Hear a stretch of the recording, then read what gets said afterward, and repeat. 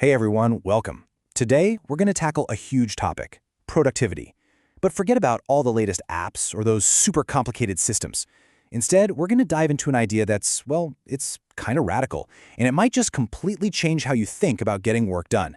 Okay, let's get into it. So a lot of the thinking for this explainer comes from the entrepreneur and Dr. Ali Abdal. See, his whole argument is that the real secret to being productive for the long haul isn't about grinding it out, it's about having fun. Seriously, when you actually enjoy the process, motivation it takes care of itself. I mean, think about it. You never have to motivate yourself to watch the next episode of your favorite show, right? The goal here is to bring that exact same energy to your work. But before we can start enjoying the journey, we've got to understand the fundamental challenge, right? The big productivity puzzle that, let's be honest, we all struggle with. This is the absolute heart of the problem. Our brains, they're wired for instant gratification. We want the reward right now. And that makes it unbelievably difficult to do the hard stuff in the present for some payoff that's weeks or months or even years down the road. So when we're faced with this challenge, society generally points us down two very popular paths to get motivated. The only problem is they're both kind of flawed. So the first path, Abdal calls it the Muhammad Ali method. And you've heard this a million times.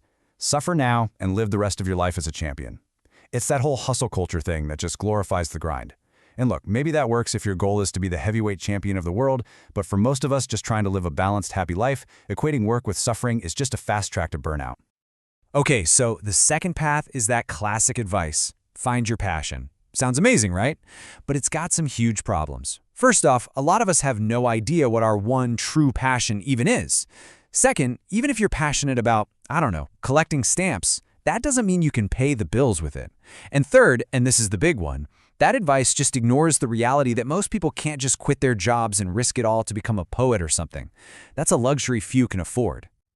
So, if grinding it out leads to burnout and finding your passion is a trap for most people, what's left? Well, this brings us to the real secret, which is all about hacking the journey itself. And here it is. This is the big paradigm shift.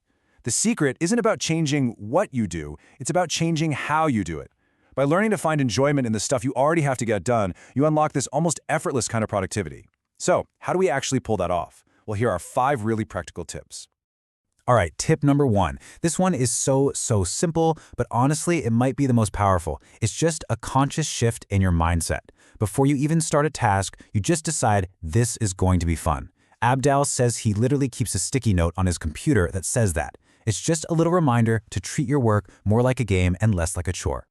And this quote from the philosopher Alan Watts just nails this idea. He made a distinction between being sincere and being serious. Approaching something sincerely means you're all in, you're engaged, you're giving it your best shot. But approaching it seriously means you're getting all weighed down by the outcome, and that just sucks all the fun out of it. So yeah, play to win, but don't forget it's still a game. Our second tip is to gamify your work. Now, I know, gamification can sound like a really cringy corporate buzzword, but stick with me here because the idea behind it is actually incredibly powerful. It's just about adding elements of a game, like, points or progress bars or levels to your normal activities to make them way more engaging. And this doesn't have to be complicated at all. Just take a look at this revision tracker Abdal used in medical school. He just listed out all the topics and color-coded them. Red if he felt weak on it, green if he felt strong. The goal wasn't just to study, the goal was to turn all those red and yellow boxes green. That simple little visual turned a boring chore into a really satisfying game. Tip number 3 is a huge one. Make it social. Pretty much any task you can think of becomes more fun when you do it with other people. Abdal tells this great story about a data entry project he had in med school that was just mind-numbingly boring. Doing it by himself was pure torture. But instead, he got 5 friends together, they ordered pizza and donuts, put on some good music, and they just knocked it all out in one fun evening. Next up, tip 4, set the stage. Curating your environment can completely change how you feel about doing the work. This could mean using a pen you really love, or tidying up your desk so it looks nice, or putting on an epic movie soundtrack in the background. If the whole process feels good, the work itself is going to feel a whole lot better. And finally, tip number 5 is all about direction. Because while you can make almost any task more enjoyable, it's a whole lot easier if that task is actually pointing toward a meaningful goal. You know that metaphor, right? There's no point climbing a ladder as fast as you can if it's leaning against the wrong wall. Just making sure your efforts are aligned with what you really want gives everything this deeper sense of purpose. Okay, so these tips are all fantastic, practical ways to make work more fun. But what's the science here? Why does this stuff actually work so well? I mean, what is that state of mind? You know the one I'm talking about, right? Where you're so completely absorbed that time just seems to disappear and the work just flows out of you. Well, psychologists have a name for that. They call it a state of flow. It was first really described by Mihaly Csikszentmihalyi. Yeah, I know, it's a mouthful.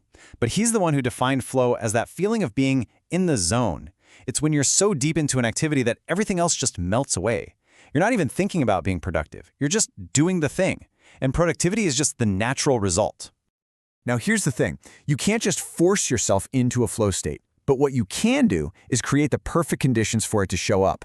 And there are 3 key ingredients. First, you need clear goals. You've got to know exactly what you're trying to do. Second, you need immediate feedback so you can tell how you're doing. And third, you need that perfect balance between the challenge of the task and your own skill level. If it's too easy, you get bored. If it's too hard, you get anxious. It's got to be right in that sweet spot. And when you hit that sweet spot, when you really get into flow, man, this is what it feels like.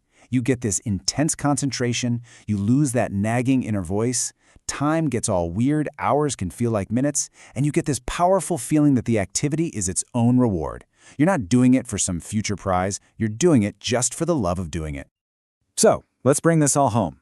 What we've been talking about here, these aren't just a few clever productivity hacks. These are tools you can use to intentionally design a more engaging and, frankly, more fulfilling life.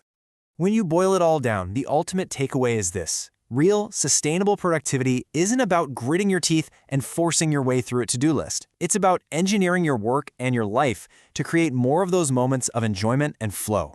It's about building a life that you actually enjoy living, moment by moment.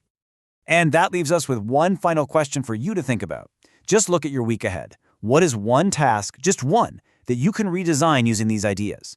How can you add a little mindset shift or turn it into a game or bring a friend on board to turn it from a boring chore into a chance to find your flow? Thanks for watching.